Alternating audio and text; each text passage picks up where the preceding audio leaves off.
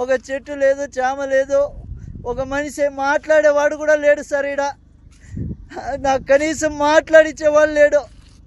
తిన్నావా, చచ్చినావా, ఏంపా, ఎట్లుండదు అని అడిగేవాడు లేదు సార్. నాకు నా బిడ్డలు గుర్తొస్తున్నారు, నేను బతకలేను సార్. దయచేసి ఎవరన్నా నన్ను సాయం చేయండి. ఈ కోవిడ్ నుంచి నన్ను బయటపడేయండి సార్. ఏం చెప్పినా కూడా ఏజెంట్ కూడా కానీ నా మాట వినడం లేదు సార్. డబ్బులు కట్టు అంటున్నారు. నా కాడ అంత డబ్బులు లేదు. ఏం చేసేది సార్? నేను కూలి చేసుకుంటేనే పని జరుగుతుంది. ఏదో ఇక్కడ నాకు చెప్పిండే పని వచ్చేసి వేరే, ఇక్కడ చేపిస్తుండే పనులు వేరే. ఎవరికి అడిగినా నాకు పట్టించుకోవడం లేదు సార్. నా వల్ల కావడం లేదు. ఎవరైనా దయచేసి నన్నట్టు గడ్డకైంది సార్, మీ కాళ్ళు పట్టుకుంటాను.